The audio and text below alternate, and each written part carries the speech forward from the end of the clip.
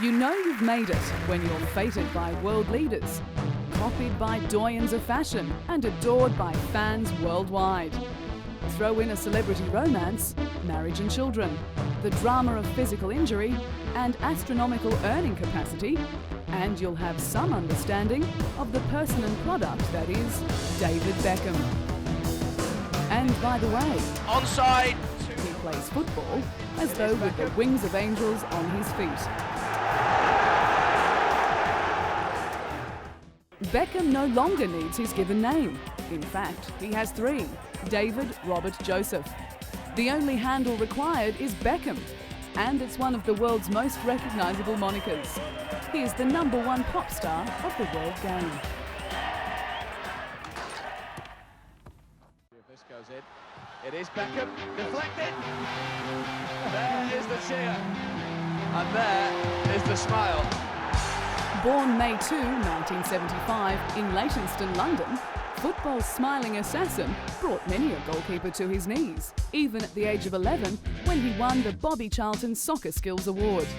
The famous smiles continued when he was signed with world-famous Manchester United as a trainee in 1991 and debuted the following year. Less than a year later, with an FA Youth Cup under his belt, Beckham was a grinning professional with the mighty Man U, for whom he dreamed of playing as a boy. York has Beckham to his right. Here is David Beckham, onside. Before long, his deadly accurate and powerful kicking etched itself into the consciousness of opponents and fans alike.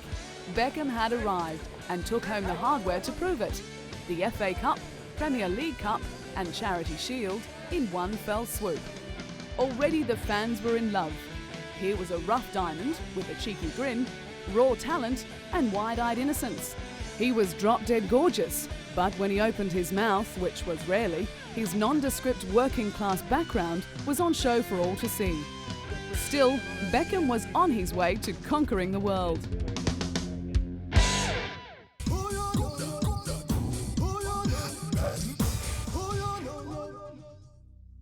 I'll tell you what I want, what I really, really want. So tell me what you want, what you really, really want. I wanna really, really, really wanna take a Beckham's teammate in real life is real pop star Victoria Nee Adams.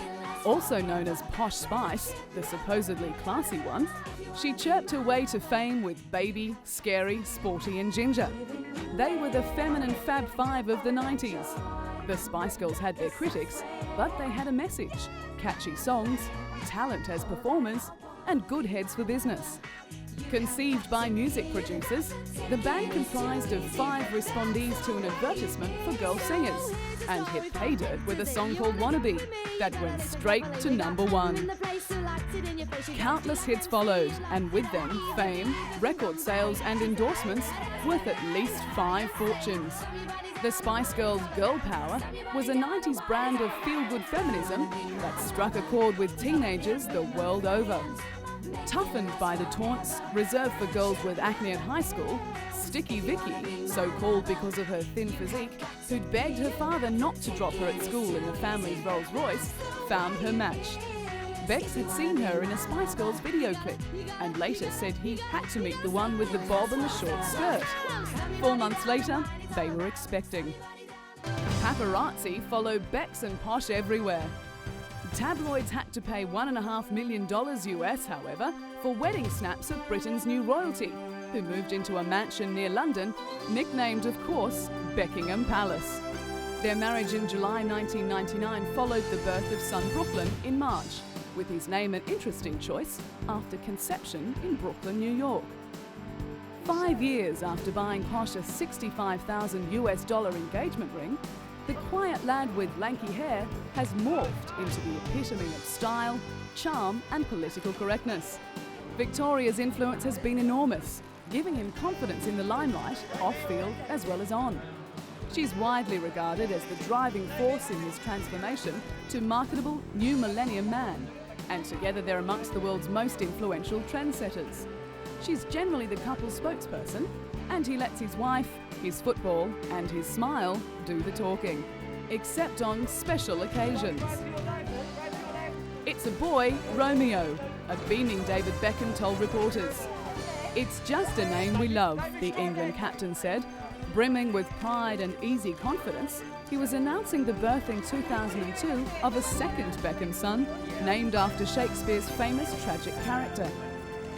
While her husband has scaled the heights under Victoria's firm and some would say protective guidance, her own career has wilted. Solo musical releases, a catwalk debut and an autobiography have received lukewarm critical responses, frustrating the starlet spoiled by Spice success. After the birth of Romeo, David says he discussed retirement with Victoria. His parents were divorcing, his relationship with Manchester United's manager had deteriorated, and 2 plots to kidnap Victoria and their children had been discovered and thwarted. With Victoria's support, he changed his mind, recalling his love for the game and for captaining the English side. So Beckham kicked on, with the names of his sons on his boots. Dubbed world's most romantic couple in a cable network poll, Posh and Becks have an incredibly strong bond. They've resisted the temptation to hire a nanny to look after their boys and retained a mostly practical slant on life despite the public adulation. I think it's very flattering. I mean, I think it's a bit of a joke and we have good personalities, so you don't take it too seriously. As one journalist put it, 5 years on, it's proved a celebrity coupling made in heaven.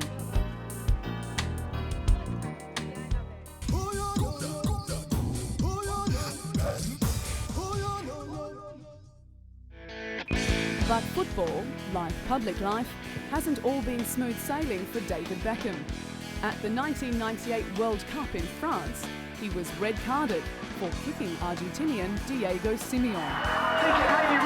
Beckham handed the Argentinians the game on a silver platter by retaliating to fairly standard provocation.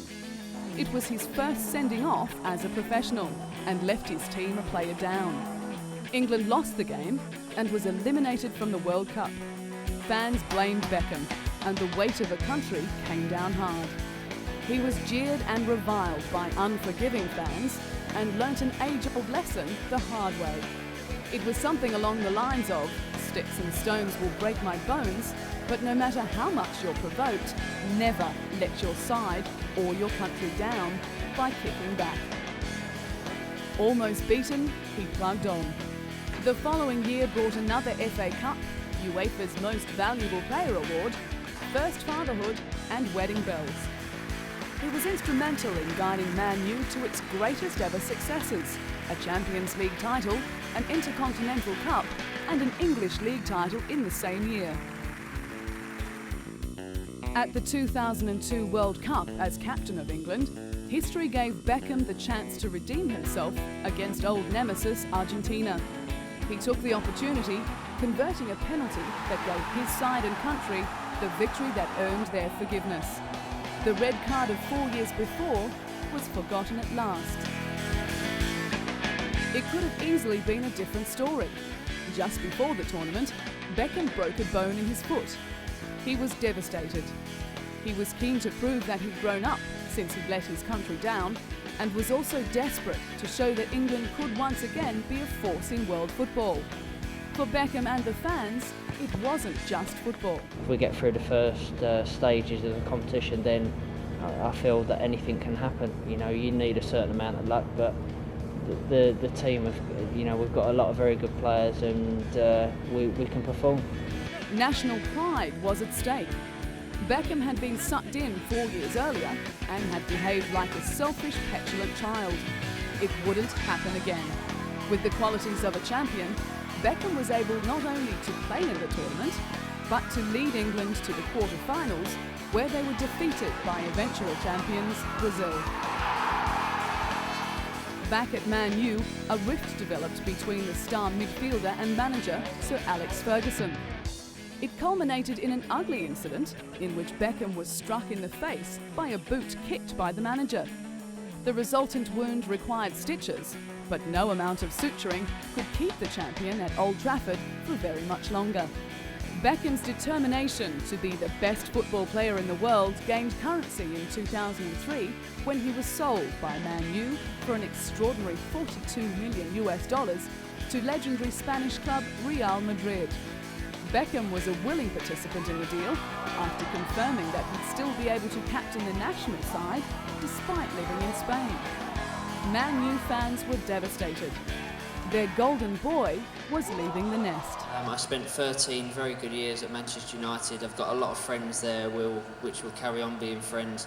A lot of fans that hopefully will still watch me in the games and support me.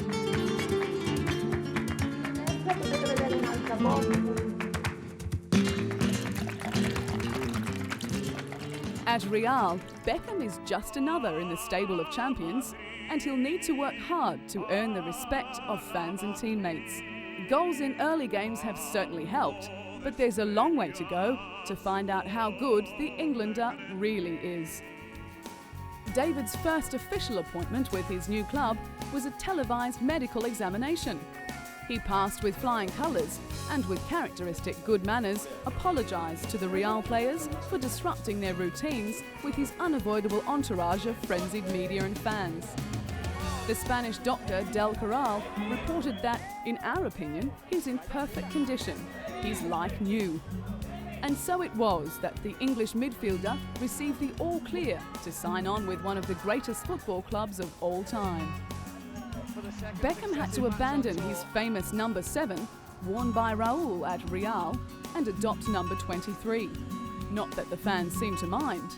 Former Real great Alfredo Di Stefano handed him the club's white shirt, adorned with the number 23, made famous by basketball legend Michael Jordan. A fitting tribute, it seems, to this player who stands tall amongst his peers. Beckham showed he's ready to embrace the language and culture of his newly adopted home and demonstrated how far he's come as a communicator under his wife's tutorage. Here he proved he can string 2 words together, even in Spanish. Gracias.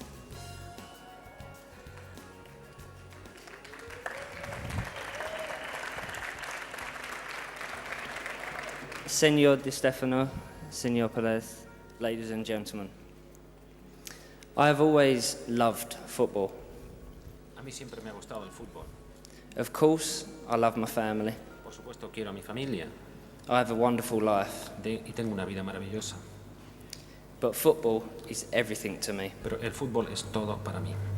And joining Real Madrid is a dream come true. Y formar parte del Real Madrid es un sueño hecho realidad. So I'd just like to say thank you to everyone for coming and joining me in my arrival. And gracias. A la Madrid.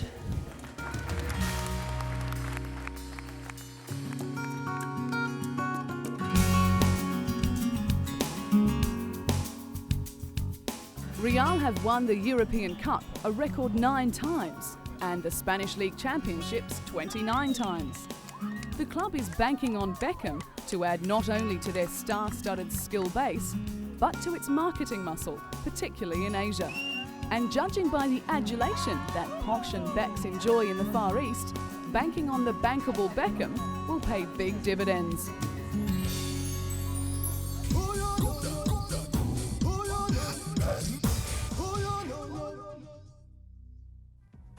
He's been known to wear a sarong and paint his nails, and is estimated to have spent over $24,000 on his ever-changing hairstyles.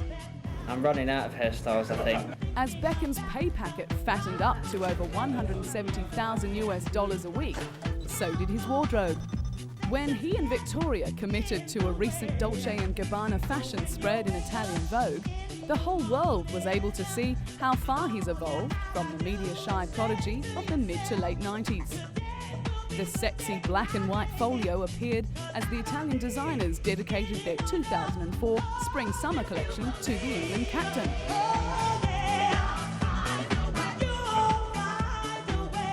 Since 1998, everything David Beckham's worn, every hairstyle he's sported, and every product he's put his name to has become massively successful.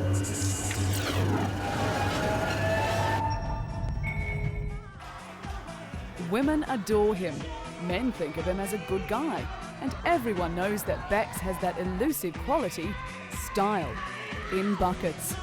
So modelling sunglasses and getting raunchy for the camera with his wife comes naturally these days. Becks has tattoos of Victoria, Brooklyn and Romeo's names, as well as the phrase spiritual purity. He's not your average footballer. Here is David Beckham, onside. Then again, as a footballer, he's not average.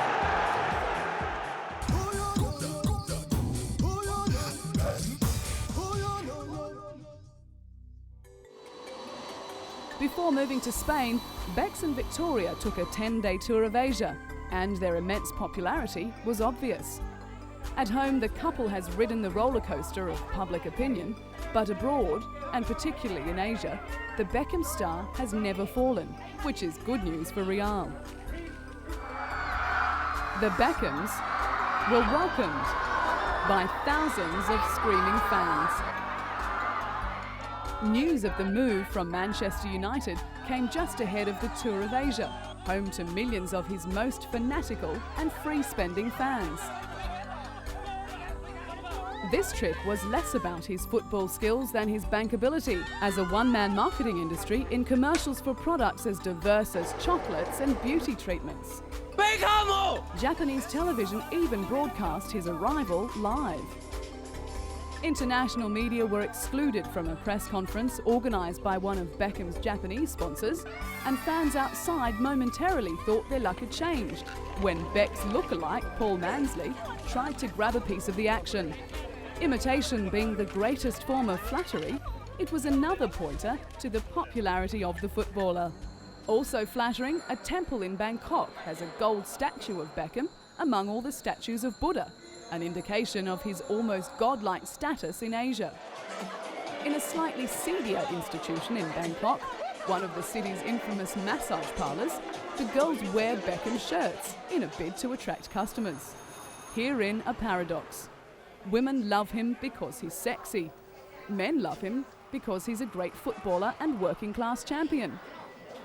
Open. In Asia, everyone loves him, men, women and children. He's the cutest accessory in a continent that craves, creates and copies cute. Beckham is marketable big time. Meiji Almond. He seems humble, genuine, friendly and accommodating, and flattered by attention. He's eager to please, and whether that's only because it pays or not, he does it brilliantly. And thanks to sponsorship deals, product endorsements and appearances, he's amassed a fortune, reputedly worth at least $300 million US. Thousands of screaming fans packed into the Highmark football stadium in the scorching heat of Bangkok. The 28-year-old was led in by drum majorettes, performed some of his trademark tricks to rapturous applause, and within minutes was curling free kicks into the back of the net. The Beckhams had arrived in Thailand for the second leg of their tour discreetly. Only a handful of people noticed the couple as they were whisked to the exclusive Shiva Som, a luxurious spa resort, to shoot a TV commercial. Beckham stopped his police motorcade to make a Y, or clasped hand greeting, to some roadside shrines. Thais use the Y to say hello and goodbye, but also to pay respect to Buddha. This gesture was said to be an indication of his respect for the beliefs and cultures of all people, rather than an indication of his own religious adherences. Either way, it was diplomatic gold. In Hanoi, fans congregated at the military stadium for a chance to see the star in action. Beckham is revered by the Vietnamese, not only for his football and good looks, but because he's seen as a loving family man, something highly regarded there. He has a well-known rapport with children, which is reciprocated around the globe.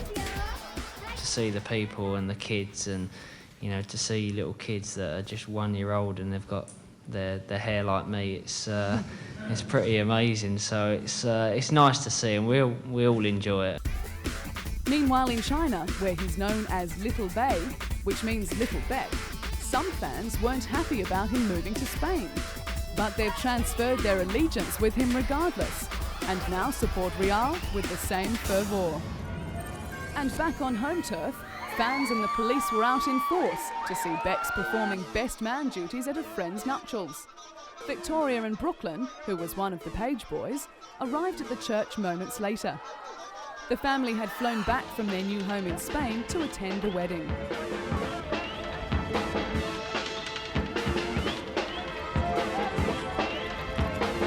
the star-studded 2003 MTV Movie Awards in Hollywood, Victoria and David stole the show.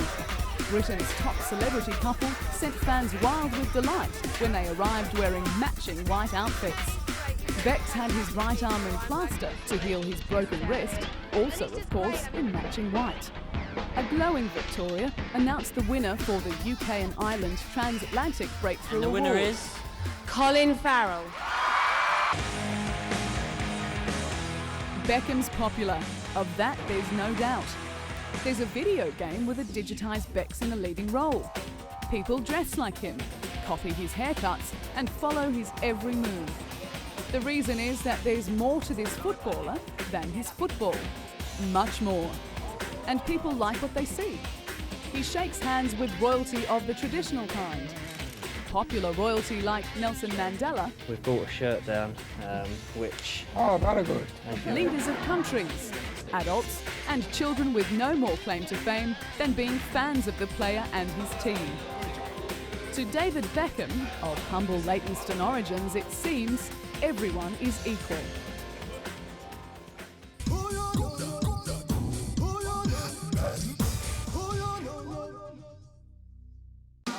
When a public figure achieves the popularity that David Beckham has, the world has a tendency to immortalise, and often in unusual ways.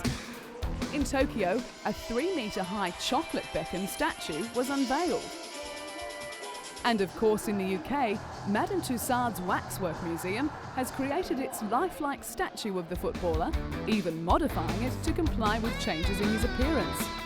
With the release of his autobiography, David Beckham, My Story, the legend continued to build, and a poster bigger than a soccer pitch, which was unveiled as part of a World Cup advertising campaign, certainly added its weight.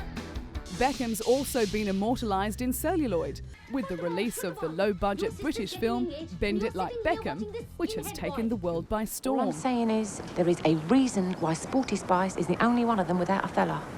Japanese fans at the 2002 World Cup wanted to be as close as possible to their idol, and hairdressers in Tokyo were inundated with requests for copies of Beckham's soft mohawk. So one hairdresser gave free Beckham haircuts to 10 people a day.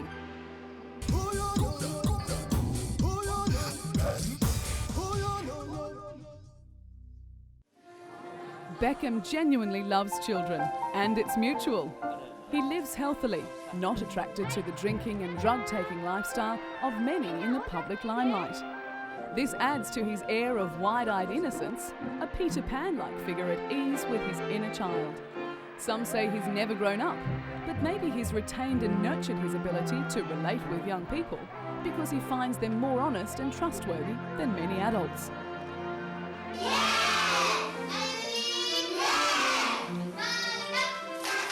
Tiny cheerleaders dressed in the English flag of St George chanted and sang as England players were welcomed to their school in Japan during the World Cup. Beckham presented a signed England jersey to one lucky schoolgirl and then couldn't resist stealing a kiss. The England players waved to the children as they left, and their young fans chanted in salute to their idol.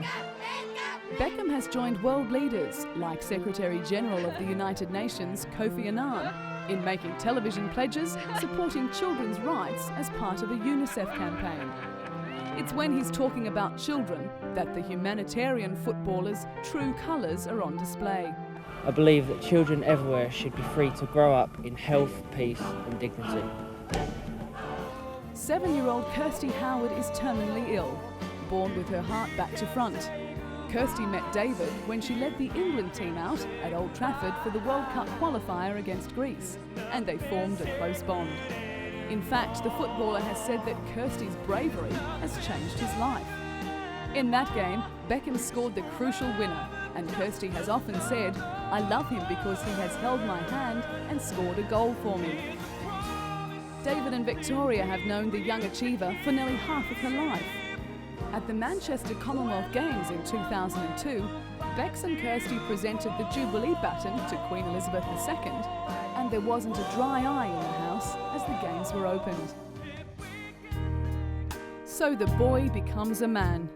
The man plays football, captains his country, marries his princess of pop, pays a lot for clothes and haircuts, curls plenty of super strikes into the net, overcomes injury, copes with constant media intrusion, works for charity, and has the respect of men, women and children around the world. It sounds too good to be true, but it's not. For the time being at least, this is the life of David Robert Joseph Beckham, Becks for short.